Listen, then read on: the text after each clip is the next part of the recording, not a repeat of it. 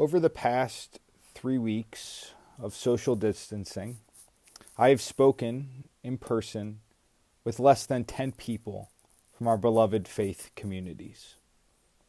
Over the past 21 days, I have spoken in person with less than 10 people from both Trinity and Wesley combined. To put this in perspective, prior to the pandemic and social distancing, I spoke with at least 10 people even before our services began at Trinity on Sunday mornings, and I spoke with over 10 people during coffee hour after our services at Wesley. Beyond missing the incredibly beautiful music played by our talented music directors, Amy and Mary Francis, beyond missing the ability to speak with our children during children's time, beyond missing your voices when we shared our call to worship and prayed together in unison, what I have come to miss most is seeing you at the end of services. I miss our embraces and handshakes or hugs, and I miss making eye contact with each other as we spoke to one another. Over the past 3 weeks, we, as your pastors, have sought to connect with you by phone calls, emails, text messages, video services, and spiritual practices sent by the internet. Pastor Jessica has been brilliant in her faithfulness, as she has called almost everyone in both faith communities. I have been humbled and privileged to receive your messages and calls as you have updated us on your new norms, shared with us how you have been adapting, spoke honestly about your fears and blessings, and trusted us in conversation with your grief and personal loss.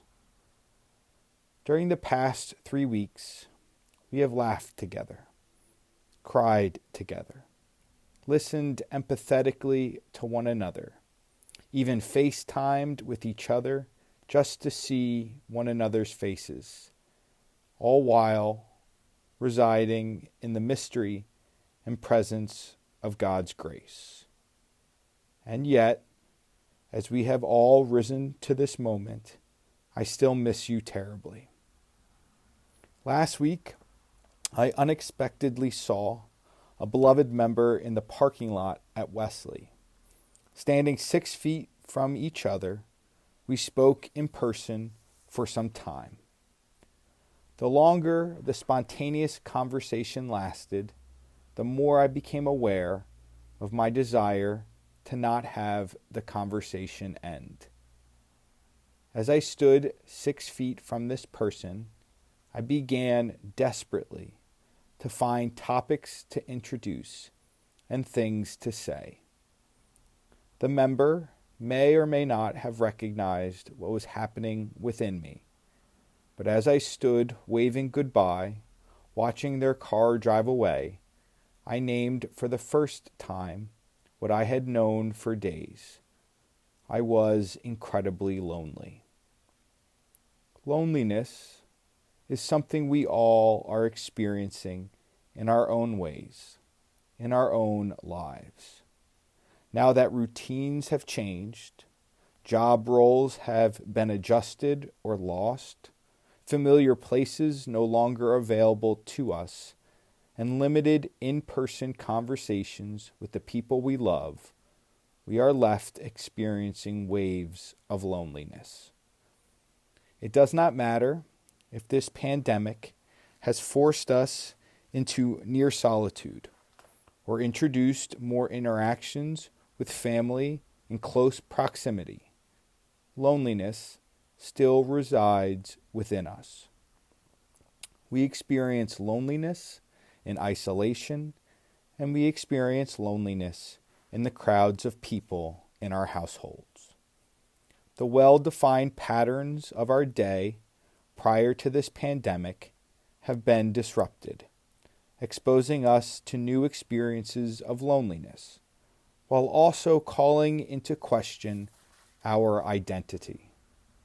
So much of our identity is wrapped in the roles and work we perform.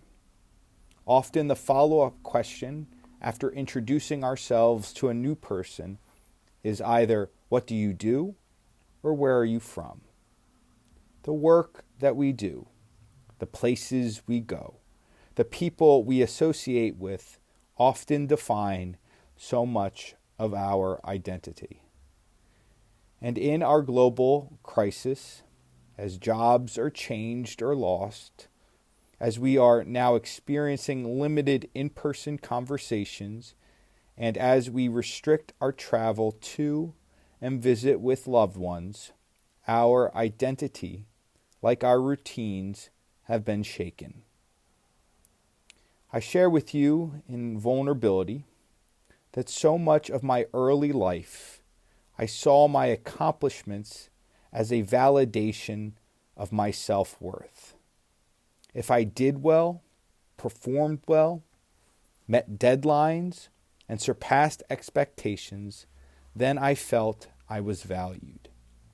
My performance became an unhealthy proof of my personhood.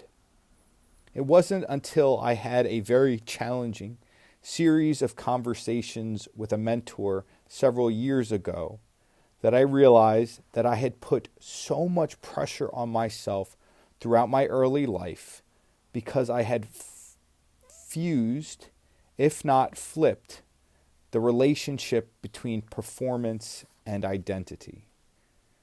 Our conversations revealed that for so long I believed my performance was the source of my identity, rather than have my identity motivate my actions. I do, therefore I am, now became who I am will be seen in my action. Though this may seem abstract, it was a fundamental shift which exposed me to welcomed relief, peace, and perspective.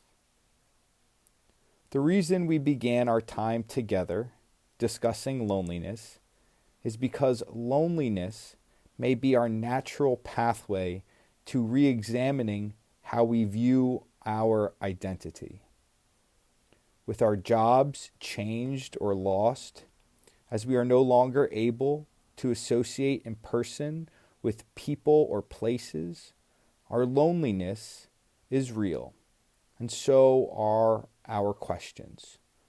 Who am I, and who did I say I was? I invite you now to ask yourself both questions. Before this time of social distancing, how did I define my identity?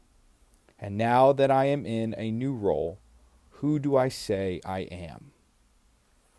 My prayer, my most humble prayer, is that we discover more about who we are as blessed creation of God in a loving relationship with God through Christ during these unique days. Our world has changed. We are changing. But there is an essence of our personhood that is a part of our identity, which will never change. I pray you give yourself permission in grace to have the courage to seek that divine and universal unchangeability within you. I miss you. I love you. May we experience God's love this day or this night, and I hope to see you soon. Goodbye for now.